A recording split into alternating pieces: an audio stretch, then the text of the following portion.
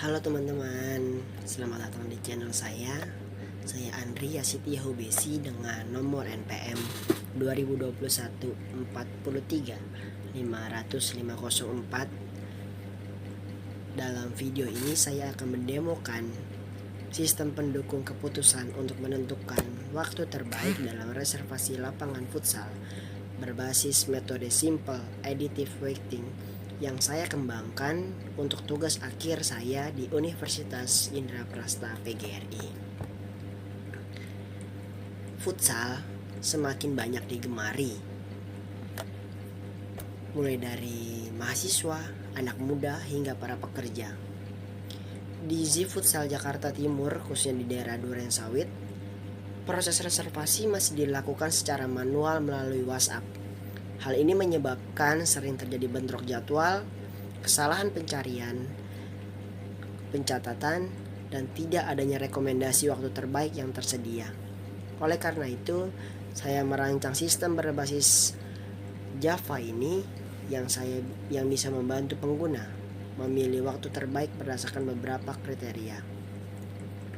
Sebelumnya, tujuan dari sistem ini adalah memberikan rekomendasi waktu terbaik secara objektif, efisien, dan otomatis. Metode yang saya gunakan adalah Simple Additive Weighting atau SAW yang menghitung nilai total dari waktu-waktu yang tersedia berdasarkan bobot kriteria seperti harga sewa, ketersediaan waktu, keramaian pengguna, serta riwayat pembatalan sebelumnya. Sistem kemudian memberikan ranking waktu terbaik dari nilai tertinggi dan terendah.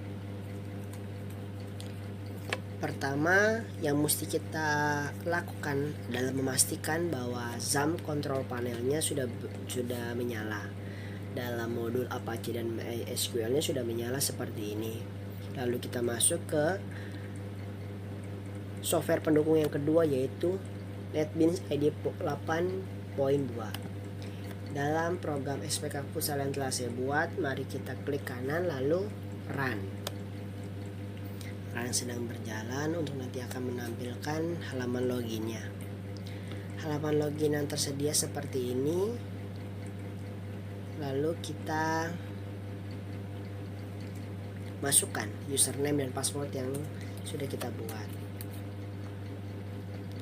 Pertama kita masukkan untuk mengakses seluruh fitur dalam sistem. Kita masukkan login. Nah, dalam menu utama yang telah saya buat ada 6 kolom, yaitu ada pertama data lapangan, data bobot kriteria, penilaian, proses data SAW, laporan data penilaian, serta laporan data peringkat. Dalam data lapangan, di sini kita bisa menambahkan data lapangan dan kriteria seperti harga, kode, nama lapangan, serta ukuran. Kode lapangan, ini adalah contoh data lapangan yang sudah tersedia sampai lapangan 08. Coba kita ingin menambahkan lapangan. Kita coba dalam kode lapangan LP09.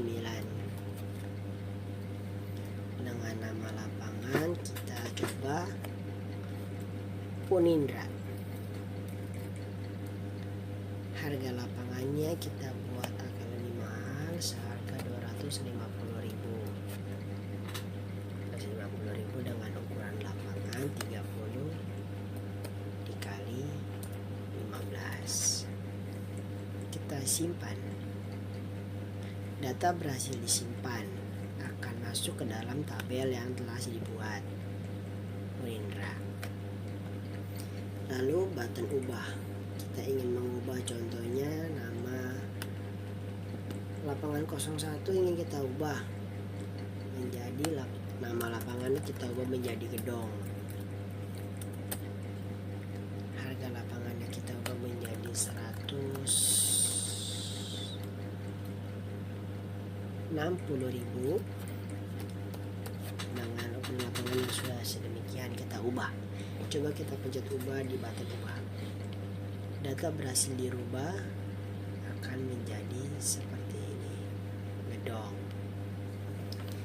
Lalu kita ingin menghapus data, misalkan data LP09 yang tadi kita buat dengan nama lapangan Penindra ingin kita hapus. Coba kita hapus, data berhasil dihapus. Lalu kita ingin mencari, semisal kita tidak mengetahui nama, harga, dan ukurannya, kita hanya mengetahui kode lapangannya saja. Kita ketik LP08, kita klik button cari, yang muncul adalah lapangan Gelora sesuai. Kita ingin reset semuanya, akan hilang semuanya. Lalu dalam tabel yang sudah dibuat ini kita ingin mencetaknya, kita klik cetak.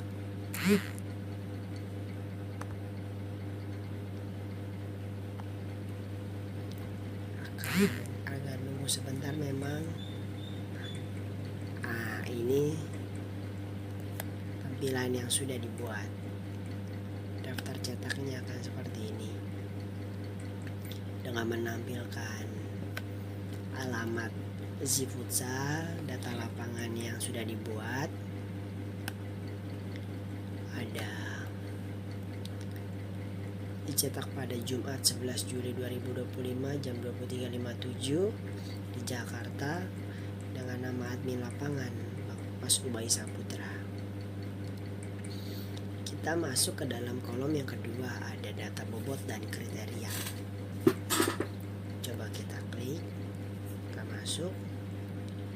Kriteria yang sudah saya tetapkan adalah demikian. Pertama ada harga, ketersediaan waktu, keramaian, dan riwayat pembatalan.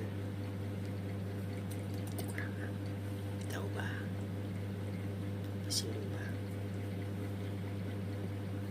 Bobotnya ini sudah default dengan nilai 0,25, 0,15, 0,3 serta 0,3. Namun kriteria ini bisa kita ubah juga tentunya. Misalkan kita ingin mengubah kriteria harganya ini, kita ingin ganti menjadi jarak. Lalu riwayat pembatalannya ini kita ingin ganti menjadi fasilitas. Bisa kita ubah dengan langsung kita klik button ubah. Data berhasil diubah. Namun karena dalam tugas akhir yang telah saya buat setelah menetapkan bahwa kriterianya sebelumnya, jadi mari kita ganti kembali seperti sedia kala. Ini ada harga dan fasilitas, kita ganti menjadi riwayat pembatalan. Kita ubah kembali, ubah. Kita coba cetak.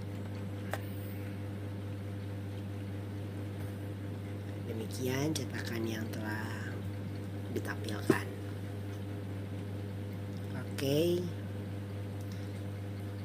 Menampilkan bobot kriteria 1, 2, 3, dan 4. Kita kembali, kita masuk pada kolom penilaian. Dalam penilaian lapangan ini ada kode lapangan, misalkan kita langsung ketik saja LP08, LP01.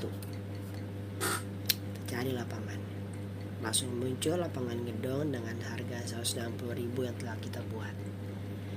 Datanya kita klik button cari data.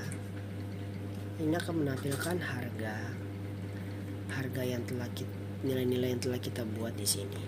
Kita bisa merubahnya, misalkan kita tidak terlalu mengkhawatirkan harga, kita ganti menjadi 80. Oh iya, dalam skala nilai yang dibuat ini adalah nilai dari 0 sampai dengan 100. Jadi mari kita buat dalam skala tersebut. Keramaiannya mungkin ketersediaan waktunya kita ganti menjadi 100. Keramaiannya kita ganti menjadi 40. Serta riwayat pembatalannya kita ganti menjadi 10. Kita ubah. data berhasil diubah. Lalu apalagi yang mau kita ganti, misalkan LP05.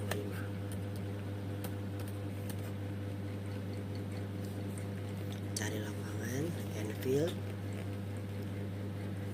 lalu cari datanya, kita ganti ini menjadi semisal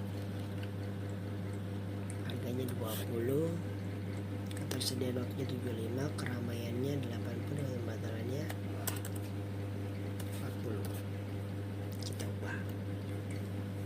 Sudah kita ubah, kita coba kembali. Karena nilainya sudah kita ubah, kita kembali.